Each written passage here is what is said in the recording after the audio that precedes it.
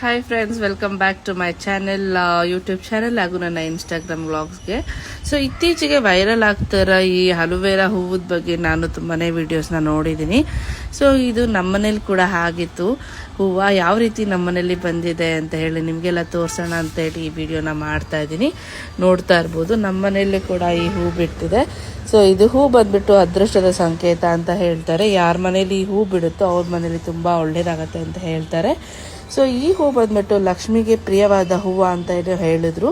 So ಈ ಹೂವನ್ನ ನಾವು ದೇವರಿಗೆ ಇಟ್ಟು ಲಕ್ಷ್ಮಿಗೆ ಇಟ್ಟು ಪೂಜೆ ಮಾಡಿ ಆಮೇಲೆ ಅದೇ ಹೂವನ್ನ ಹಸಿರು ಬಟ್ಟೆಯಲ್ಲಿ ಕಟ್ಟಿಟ್ಟು ಬೀರುವಲ್ಲಿಟ್ಟು ನಾವು ಎತ್ತಿಟ್ಕೊಂಡ್ರೆ ನಮಗೆ ತುಂಬ ಒಳ್ಳೇದಾಗತ್ತೆ ಅಂತಲೂ ಹೇಳಿದ್ರು. ಆಮೇಲೆ ಇದರಿಂದ ಹೆಲ್ತ್ ಬೆನಿಫಿಟ್ಸ್ ಕೂಡ ತುಂಬಾ ಜಾಸ್ತಿ ಇದೆ ಅಂತಲೂ ಹೇಳಿದ್ರು. ಸೊ ಈ ಹೂವಿನ ಬಗ್ಗೆ ಮುಂಚೆ ನನಗೆ ಯಾವುದೇ ಇನ್ಫಾರ್ಮೇಷನ್ ಇರಲಿಲ್ಲ. ಇದು ನಮ್ಮನೇಲಿ 2ನೇ ಸತಿ ಬಿಡ್ತಾ ಇರೋ ಹೂ. ಸೊ ನೋಡ್ತಾ ಇರ್ಬೋದು ನಮ್ಮನೇಲಿ ಯಾವ ರೀತಿ ಹೂ ಬಿಟ್ಟಿದೆ ಅಂತ ಹೇಳಿ.